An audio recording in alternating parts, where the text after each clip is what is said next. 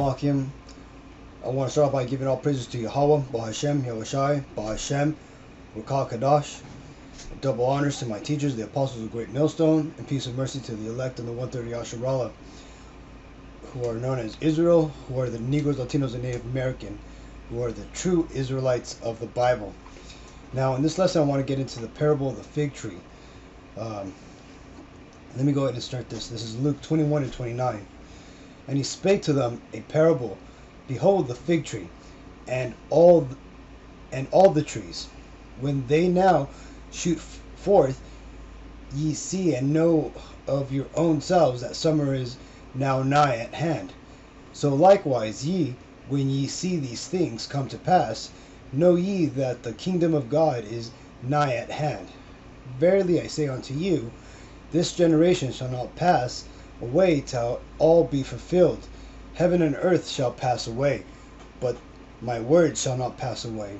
And take heed to yourselves, lest at any time your hearts be overcharged with surfeiting, which basically means getting tired of something, and drunkenness and cares of this life, and so that day come upon you unaware. And as a snare shall it come on all them that dwell on the face of the whole earth. Watch ye therefore and pray always, that ye may be accounted worthy to escape all these things that shall come to pass, and to stand before the Son of Man. Now, in this parable, the Lord is trying to give you an idea of what are some of these things that are going to come towards the end of the end of time, or the end of the age. And he talks about how it's going to be, you're going to see earthquakes, let's see, it's going to be uproaring of people, rioting, and just other things, kind of like what's happening now, that are, and this is also spoke out in the Bible. And this refers to, for example, the coming plagues, which this right here says, this is reported by the Washington Post. It tells you this flu season has now reached pandemic levels, but it's not technically a pandemic. So it basically is a pandemic. They're just trying to play semantics here. The estimate's about 4,000 people are dying a day of this, right? So people are dying of this, but they want you to care about 17 little kids who got shot up in a school and stuff like that, which we'll find out the truth of that soon enough. Other things that have been happening too are these earthquakes in diverse places. You'll notice here on the USGS website that worldwide, most of them are focused around the Ring of Fire, as it's known, this plate, right? And that's because the Earth, or this plate, is its tension is building up, and as it's building up, it's shifting on its borders, and it tells you in the Bible that the Earth is going to be shaken off of its course. I'm paraphrasing, but this seems to be the what's going to be the cause of that. The great big earthquake that the people of California have always been scared of, that's going to come. We haven't had an earthquake here, a really big earthquake in a long time, so we're overdue for one. Other things that have been going on are, let's see, it tells you that in those times, the end times, that is, that it shall be as in the day of Noah. And one of the things in the day of Noah is that it referenced that they had corrupted all flesh on earth. Now we know that this devil, Edom, who currently rules the world, who is the so-called Caucasians, but biblically they're known as the Edomites, who are the descendants of Esau.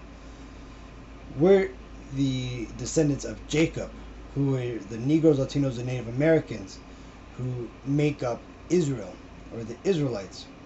Now, in this right here, it tells you everything you need to know about CRISPR, the new editing that the new tool that edits DNA.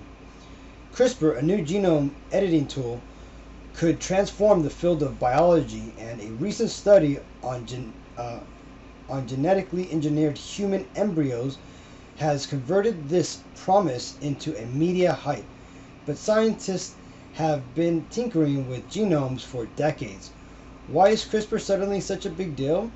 The short answer is that CRISPR allows scientists to edit genomes with unprecedented precision, efficiency, and flexibility. The past few years have seen a flurry of its firsts with CRISPR for creating monkeys with targeted mutations and preventing HIV infections in human cells. So, and I'll let you read it if you want. This is on Gizmodo.com. But for the most part, this right here just shows that DNA, or the flesh, is being messed with, and now it's being corrupted. So it doesn't matter if it's for a perceived benefit. The set standard or blueprint has now been modified, just like it was in the days of Noah. Other things that are going on right now is you have a growth of this transgender movement, which the Bible definitely isn't okay with, right? It tells you very plain that this is not what you're supposed to do, right?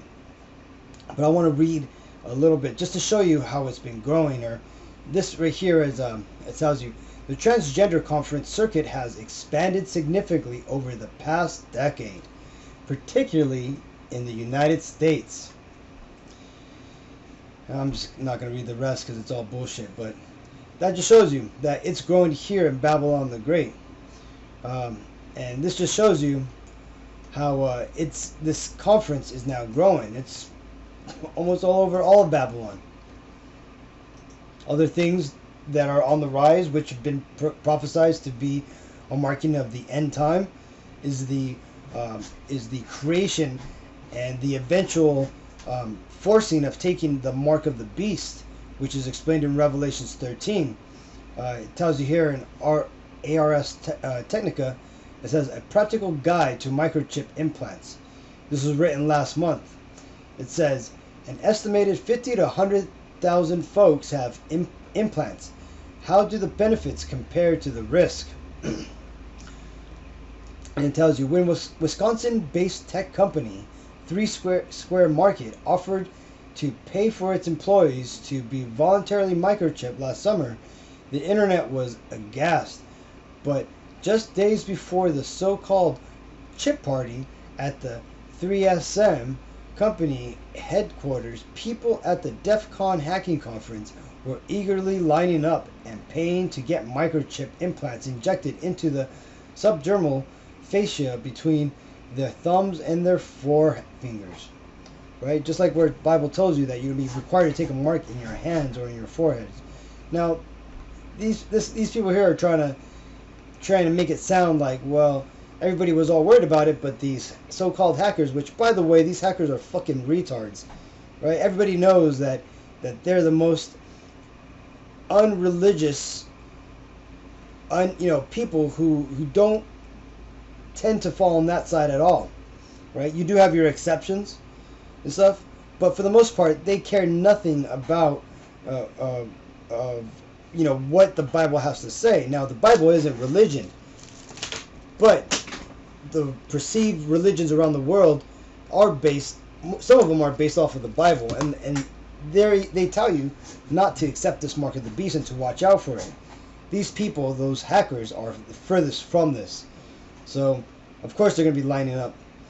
The next thing is you have the armies of the world being gathered in the Valley of Jehoshaphat, which is right here in by Jerusalem. And then also Megiddo, which is right up over here. Now, let me go ahead and zoom out. This is a website called liveuamap.com. You go here and you can basically get a good reading of what's happening in the Middle East, and particularly in any country that you'd like, but I'm just going to have it load up the Middle East map so you can get an idea of the activity, and you can see, out of all this area here in the Middle East, look how heavily concentrated all the events are here. And just a little while ago, I had a picture of the U.S. Army or the U.S. military setting up Patriot missiles in defense. Let's see. Where is it? Let's click on this. Shows right here. More photos of U.S. Patriot, not confirmed, Avenger air defense system deployed on Israel roads. So you see, the armies are getting set up for the War of Armageddon, which is, they've already started shooting at each other, folks. We're there. I'm going to make a video on that to show where these forces are. And again, it you know, like the Messiah said, look at these signs to know that the time, you know, what time it is, right? The people who are knowing what time it is are the prophets of the Most High, and the people who are paying attention to the news or to events, and also to the rich on top, the ones who actually know the truth and know what's coming, right? It tells you here in Mirror, which is a UK tabloid. I don't think it's too credible, but either way, they're basically have a good details here. It tells you from Kansas to New Zealand to Hawaii, where billionaires are buying homes to escape the apocalypse. Peter Thiel, the billionaire behind PayPal, is among the tech titans looking for a good place to go in an event of an apocalypse. And it just kind of shows where these people are buying up their houses or buying up these places. They're basically buying these mansions and stuff all over the world. Even the New Yorker did a expose on this. It says, "Doomsday prep for the super rich. Some of the wealthiest people in America, in Silicon Valley, New York, and beyond, are getting ready for a crack up of civilization." And it kind of just, like I said again, it kind of mirrors what the other article was saying about how they're buying up these multi-million-dollar fallout shelters, right? This is one of them, and it's using a computer, a TV screen as a mirror, and here's an indoor pool. Got Hawaii. These underground silos being built. They're old nuclear silos that have been renovated. Here you got bunkers are designed to withstand nuclear blast. These are a group of these people who bought in places there. Again, indoor pools and so forth, right?